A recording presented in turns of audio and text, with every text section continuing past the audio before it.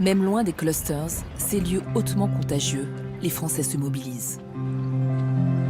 En Bretagne, c'est sur le front de la prévention que le maire de cette commune proche de Saint-Malo se bat. Et celui plus insidieux, de la peur. Il lui faut prendre toutes les mesures.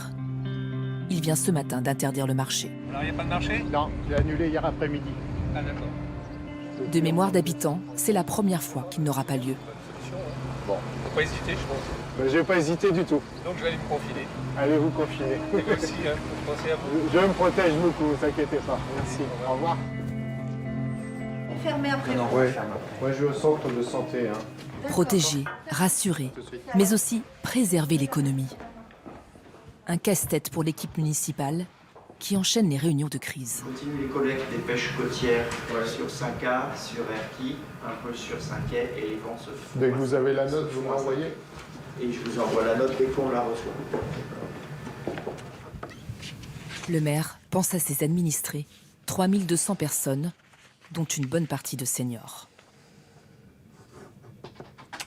C'est une décision difficile, mais je la prends en conscience, toute conscience. Toute conscience. On vous sent un peu touché Oui, oui. Oui, tout à fait touché parce que...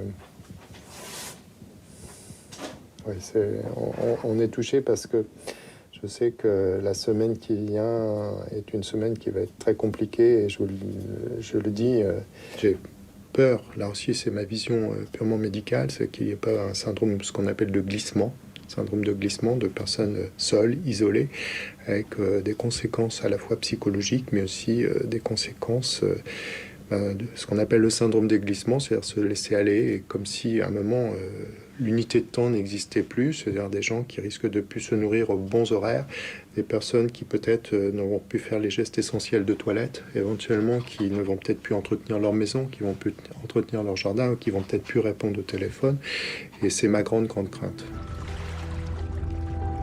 5quai Portrieux, un petit port de pêche prisé des touristes en été. Aujourd'hui, totalement à l'arrêt. Depuis le début du confinement, le maire passe ses journées à rappeler les nouvelles règles de vie. Alors moi, un côté positif, c'est qu'il y a le soleil qui revient. Certains sont convaincus que ça va être le virus. À la tête de la commune depuis 7 ans, Thierry Simelière est aussi médecin. Sa présence rassure les personnes âgées. On vient vous voir. Bonjour. Alors, il n'hésite pas à leur rendre Bonjour, visite. Marcel. Ça va? Catherine, très bien. Bon, on est venu vous rendre visite pour voir comment ça se passe. C'est gentil. Aujourd'hui, c'est Marcel, 93 ans, et sa femme, Mimi, 87 ans. Rentrez. Mais on va se protéger. Hein. Rentrez. Vous savez que la règle, c'est de ne pas sortir tous les jours, mais plutôt qu'une fois par semaine. C'est ce qu'on fait. Vous êtes parfait. On a tout compris. Vous avez tout compris. On a tout compris. Et, On a connu la guerre, monsieur le maire. et s'il y a le moindre problème, on est à votre C'est disposition gentil. à partir d'aujourd'hui. Le minimum de sortie, Voilà. le maximum de courses. Exactement. Voilà. Ça vous rassure d'avoir un maire qui est aussi médecin? Ah oui. Il est gentil et aimable avec tout le monde, mais seulement il faut qu'il donne qu'un bisou à une personne, parce que ça fait trop. Maintenant, il n'est plus question de bisous,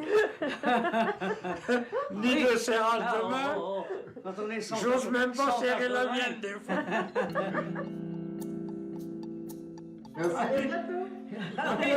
Merci, hein. Merci de votre visite. Au revoir, monsieur. Et puis, il faut s'assurer que tous vont se nourrir correctement.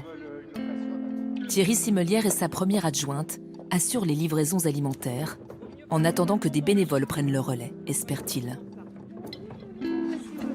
Voilà. Eh ben, je vous remercie, madame. Et puis bon courage, et puis à bientôt. C'est moi. Hein, tout se passe bien. Bonjour, ça va? Bonjour, ça va, ouais. On gère? Oui, c'est ce que je disais. Je fais la police. Ensuite, il faut s'assurer que la supérette fonctionne encore. Ma boutique, j'arrive à la gérer, en fait. Ouais. C'est pas ça la En question. termes de commandes, est-ce qu'il y a des personnes qui commandent Ouais, moi, avec des colis? j'en ai qui sont habitués. Vous n'avez pas besoin de bras? Ça peut être Quelqu'un des qui veut bénévoles. être chez La vous, vie de la commune tient à ses fils par quartier. Qui importe. et à ceux et celles qui acceptent encore de travailler, malgré la peur. Il y avait le spar du Portrieux.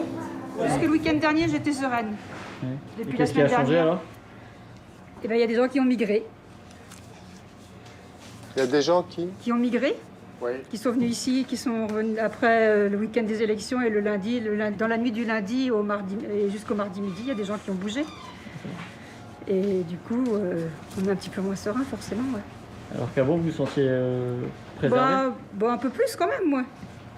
Même encore dans l'immédiat, les Côtes d'Armor semblent être le département de la Bretagne qui est un petit peu moins touché, mais bon, on ne sait pas en fait.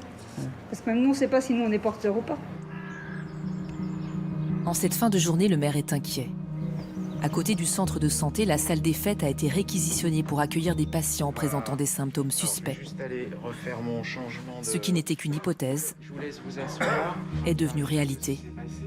Cet homme souffre probablement du Covid-19. Thierry Simelière se tient à distance.